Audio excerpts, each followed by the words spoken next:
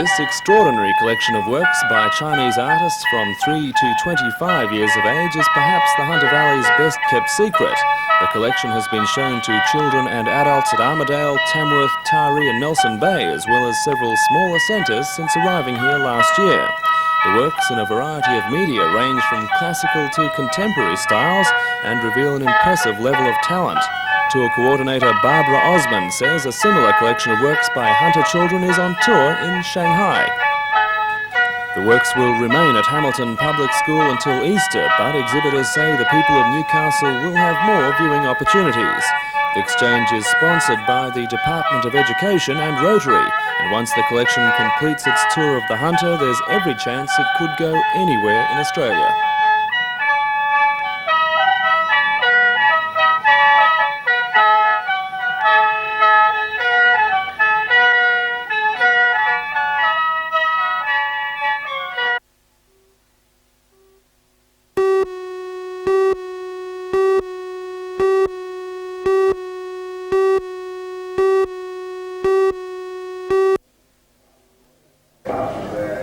The Royal Easter Show is the biggest event of its type in the Southern Hemisphere. More than 1 million people are expected to pass through the gates during the 12 show days which start on Friday.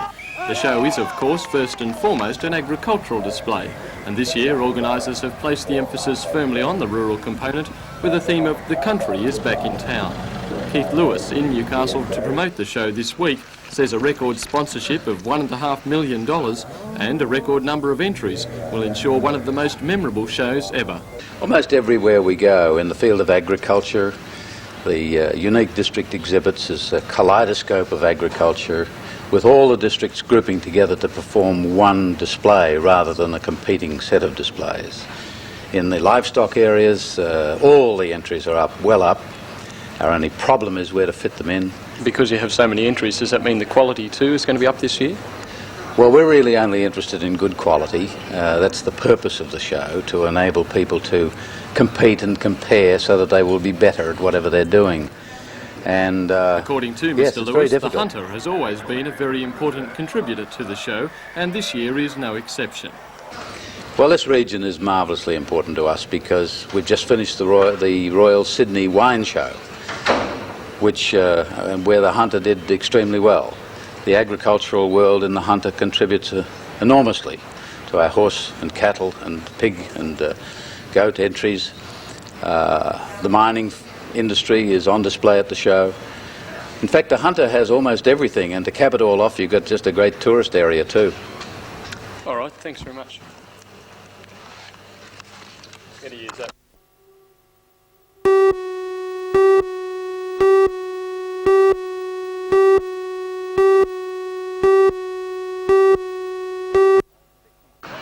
"64 of the oldest bowlers in Newcastle got together today for Super Veterans Day, organised by the Newcastle District Lawn Bowling Association. Super Veterans are aged from 75 onwards, with most of the old gents as good as anyone younger when it comes to the art of bowls. They played in 16 teams of 4, with the game lasting 18 ends. Oldest to take to the greens was Tom Morrison of the Mayfield Club. Believe it or not, he's 92 and still enjoys a few ends. Today's competition and Tuesday's Veterans Day for 70 to 74-year-olds at Hamilton was organised as part of Senior Citizens Week.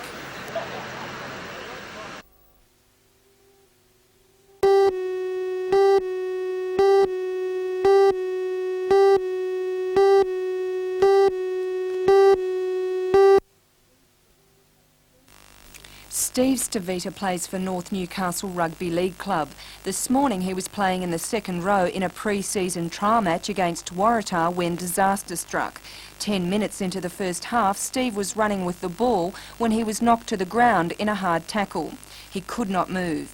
Ambulance officers were called to the scene and he was transported to the Royal Newcastle Hospital, where he was found to have a major injury to the spinal cord. Late this afternoon he was transported by Westpac helicopter to the Royal North Shore Spinal Unit. His condition is described as serious and he will be operated on tonight.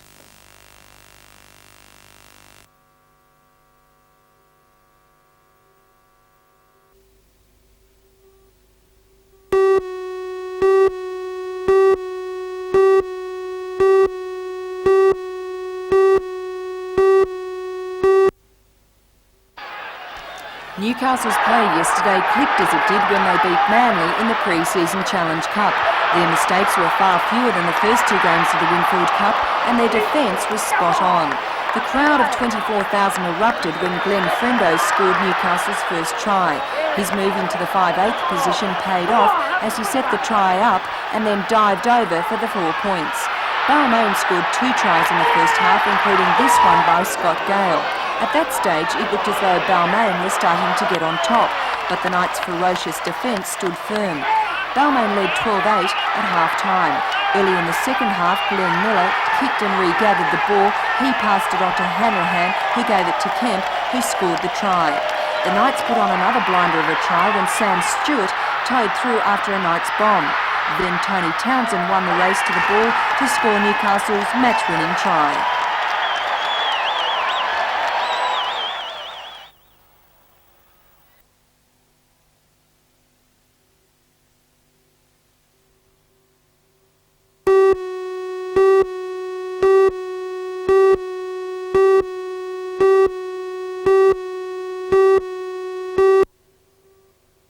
The rot set in early for Labor last night on Saturday when night it became the evident that the ALP's strongest at Swansea fall into the hands of Independent and Mayor of Lake Macquarie, Ivan Welsh. When counting finished on Saturday night, Welsh had polled 10,806 votes to sitting member Don Bonan's 10,918 votes, giving a massive 27% swing against the ALP. Bowman concedes that Welsh will easily win on preferences. Ivan Welsh claims For it most, was largely travelling home is voter the low point of a dissatisfaction which holiday enabled away. him to win. And if many Not voting, not listening to the people who vote you in, I think is a big enough reason to kick anybody out. And that's something that I won't be doing, I hope. And that's turning a deaf ear to the people that put me there. Another major blow blow to the ALP is the seat of Newcastle, which appears set to fall into the hands of independent George Keegan, who would become its first non-Labor member since Federation. At the close of counting, Keegan had 8,120 votes, while ALP candidate Dennis Nichols had 9,918. The result will now go to preferences. This has been acknowledged in the Labor Party as a power base and almost an institution throughout their organisation that Newcastle is a safe Labor seat. It's all over, it's no longer a safe Labor seat, it's finished, it's gone forever, and anybody who wants to see the Newcastle from now on will just have to stand up and be the right type of bloke and do the job. They'll have to earn it. Another long-time Labor's stronghold hanging in the balance is Charlestown. At the close of counting, ALP's Richard Face had polled 11,558 to newcomer Liberal Judy Lloyd's 9,105. The Charlestown Electoral Office says when the preferences are distributed, the result should be a photo finish. In other seats around the Hunter, Gosford has gone to the Liberals' Chris Harcher, the entrance also to Liberals' Bob Graham. Lake Macquarie stayed with sitting ALP member Merv Hunter. Wyong has gone to Labor's Harry Moore. Pete's has been held by the ALP's sitting member Tony Doyle. Upper Hunter has gone to the Nationals' George Souris. Wallsend is still being held by the ALP's sitting member Ken Booth. And Waratah has also been retained by the ALP's sitting member John Price.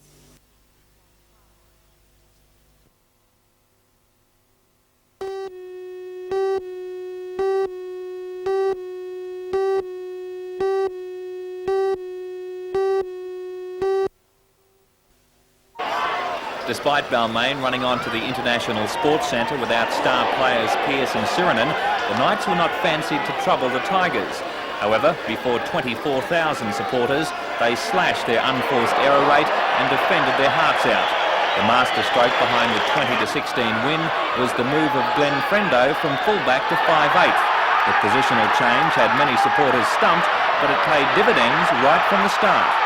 Well, Tony Kemp, the reserve grade fullback, has for the last couple of weeks played very well, and he's quite a big solid guy, and he's pretty handy with the balls in the air as well as on the ground. We just thought we had to bring him into the side as well as leave Glenn in the side as well, and we needed Robert Chew for the first pass play.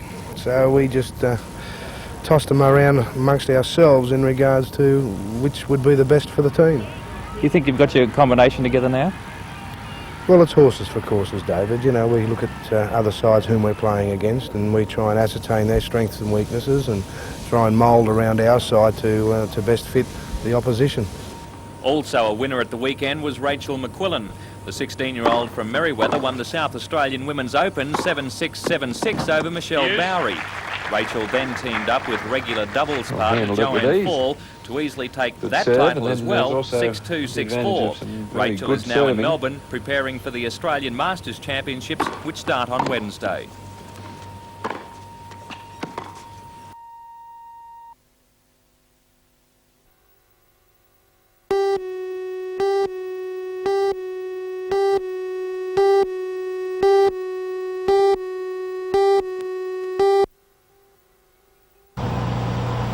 The National Safety Council has contracted to the Air Force to assist in the inevitable recovery of downed aircrew and aircraft. The range of their operations depends on many factors, importantly the range of their rescue chopper. It can travel about 300 kilometres and search an area for about an hour. A fixed-wing aircraft can travel much further and search longer, but it can't lower medical crews and equipment once it reaches the scene. Until now. The Council's new Dornier 228 carries 2 medics ready to jump into just about anywhere. They have to be fit, their equipment weighs 80 kilograms and goes with them to the emergency. This time the emergency involves 2 people. On board the vessel, Marie and Jenny, both nurses, play out injured aircrew rescued from the water but in need of medical attention. The para-rescue team has the training to work effectively in the worst conditions. Well, basically the pararescue team can operate offshore into winds up to 40 knots and fairly rough seas, and over land we can jump up to 30 knots of wind and mountainous terrain, whatever. For the Safety Council, the new para-rescue unit means a vast new area of operations, and for an airman in trouble it will mean the difference between life and death.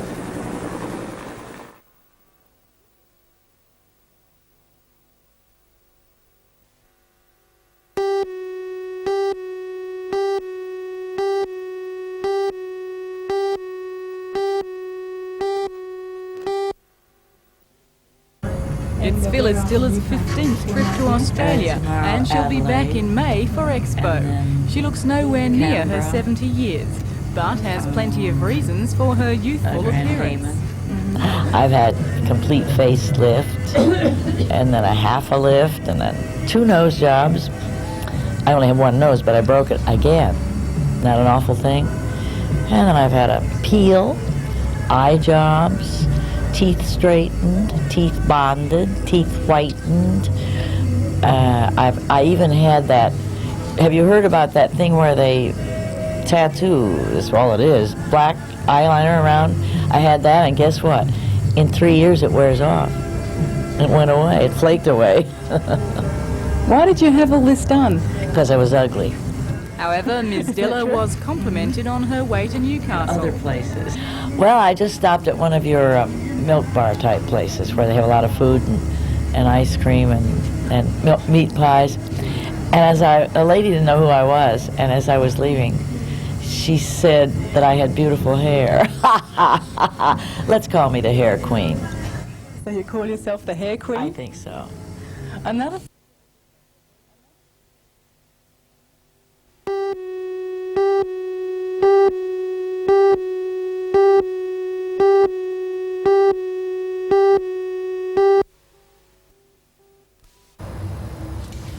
Renovating a house can be a homemaker's nightmare, or with a little bit of expert advice, a dream come true. The Bicentennial Kitchen Design Competition is a joint effort between the Newcastle Building Centre and Laminex Industries, who has sponsored the event. The exhibition features the work of 12 local kitchen manufacturers. The competition has been divided into 3 Australiana categories. Top-of-the-range kitchens, featuring the latest in colour and appliances, can cost up to $17,000, while the more affordable designs, catering for all tastes and budgets, are priced around $6,000. The display at the Newcastle Building Centre at Broadmeadow is open for public inspection over the weekend, when the winners will be announced Sunday afternoon. All competitors are members of Cater, a local organisation set up to offer the best and latest in kitchen design and manufacture. It only started 2 years ago, and Cater is the Kitchen and Allied Trades Associates. 2 years ago they decided to form this group under the umbrella of the Master Builders Association, so they have the guarantee of quality. Anyone that uses a Cater member has the backing of the master builders. It's a big exhibition here. Are we going to see it again in Newcastle? Well, if we do, it certainly won't be next year. Maybe a biannual event, if we're lucky.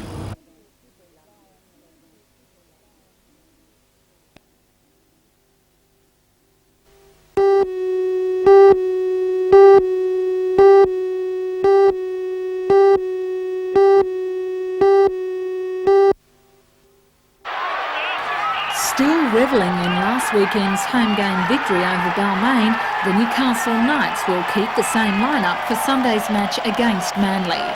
Last time the two teams met was in the pre-season Challenge Cup clash, where the Knights left the Eagles' feathers ruffled after a 24-12 win. This week's NEC big game at Brookvale Oval will no doubt draw the crowds, with Manly supporters expecting the same kind of form that left the Parramatta Eels slaughtered after last weekend's 64-12 defeat. Back home, former Canterbury fullback Frendo will keep his new 5'8" position after his man-of-the-match performance last Sunday at the International Sports Centre, which began with the setting up and scoring of the Knights' first game try. With most of the team's early mistakes ironed out of play, the Knights say their form can only improve. Like, we're a new side and every ball work session gets better, so if we can minimise the mistakes we go all right. Do you predict a score for this weekend, how much you'll beat them by? No. Are the Knights confident that they will beat Manly again? Yeah, quietly confident. What about the Eagles?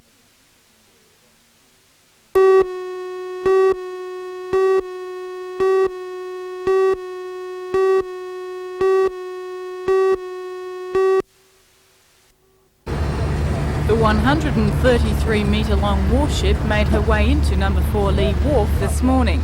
She'll be docked there until Monday and will open for inspection tomorrow and Sunday between 2 and 5 p.m. The HMAS Brisbane is the first of 3 Navy-guided missile destroyers to complete an extensive modernisation. In the past 2 years, $180 million has been spent on her weapon system. The system is currently being tested off the coast between Newcastle and Jarvis Bay. The tests involve the use of live ammunition.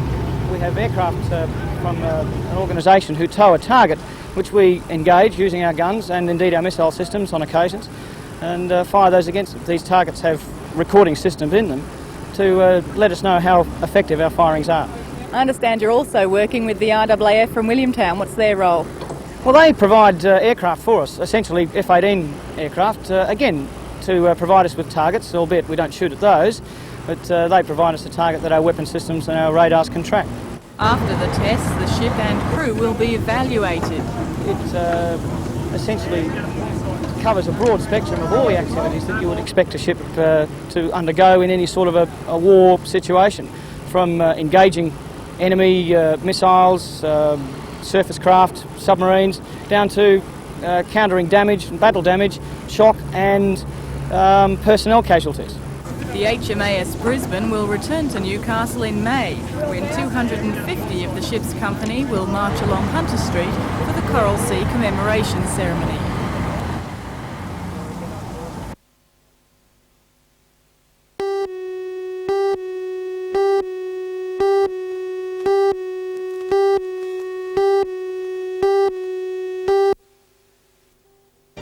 Three members of a Soviet peace committee have arrived in Newcastle to attend a public meeting this afternoon at the Newcastle Workers' Club. While here, the visitors are expressing their feelings about the Moscow summit to be held on May the 29th. For all the news, join us tonight at 6.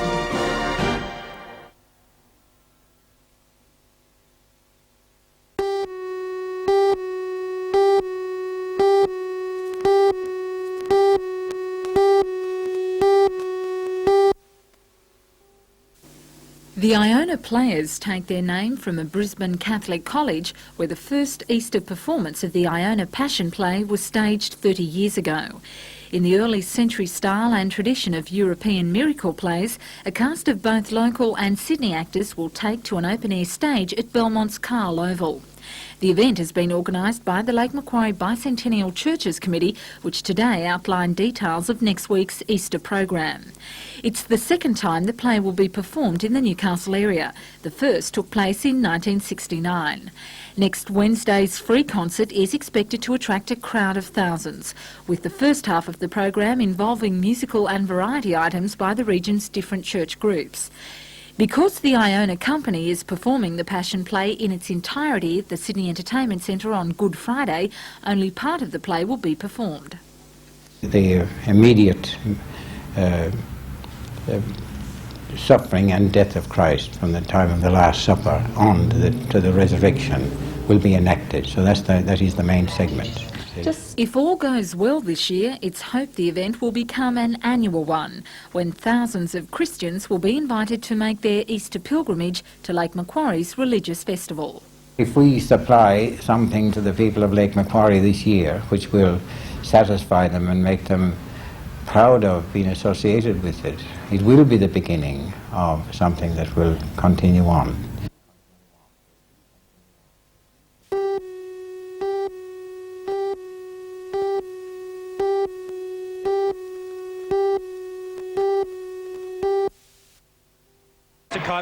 The Falcons now have 5 wins to their credit this season, and tonight face the Sydney Kings in Sydney. But for now, local basketball fans are still talking about the Falcons' spectacular win last night. They trailed throughout the game, lagging by 3 points at half-time and 11 points by three-quarter time. Top scorers for the Perth team were US imports James Crawford with 37 and Tiny Pinder with 34 points.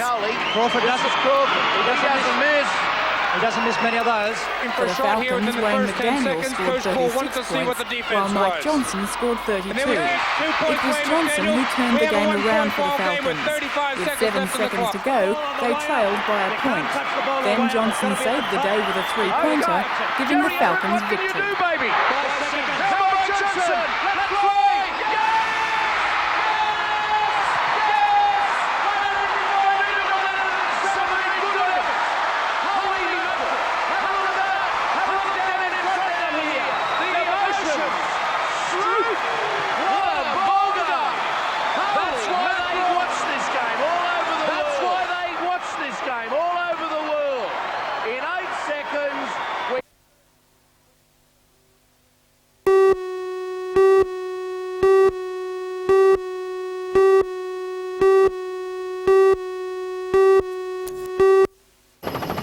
Natives of the tranquil bush around Milbrodale, 25 kilometres south of Singleton, were nowhere to be seen today, wisely giving the visitors a wide berth. For the past 2 days, the tracks have echoed to the roar of engines as drivers competed in the second Milbrodale Classic. This year's Classic attracted good crowds who lined the vantage points to watch the 90 entrants race around 16 kilometres of dips, straights and jumps. The vehicles compete in 8 classes, covering various types and engine sizes. The Classic carried added prestige this year, as it was also chosen as the New South Wales Long Course State Championship, giving today's Open winner a double title. Adding to the event were some names better known for circuit racing, including Dick Johnson, Glenn Seaton and George Fury. It's a lot of fun out there, but it's very hard work and you know, it's a lot harder physically than circuit racing or rallying, but why is that? Why is it harder then? Oh, well, there's a lot of bumps and rocks and very tight corners, and you have to wind the wheel in and out, and you know, but I'm enjoying it, and we're about to go and do something. Although driving competitively, George and the other production drivers were unable to draw close to the times of the custom-built buggies. One of the best of these is owned and driven by Bill Croft of Sydney. Bill says the buggies range in engine size, but all have the same essential design characteristics. Well, they're made very, very strong. Well, as you can see, that car's just rolled over about 4 times, and there's nothing wrong with it whatsoever. They're made very, very strong. Strong and light, I suppose. That's all you can say with a lot of wheel travel. And a fairly extensive suspension system. Yes, it is a very good suspension system. We got most of the components from America. According to Bill, another unusual piece of equipment essential for buggy racing is an air-conditioned helmet. The helmets are adapted to take a hose through which air is pumped, keeping the driver cool and dust out. Not an optional extra in these driving conditions.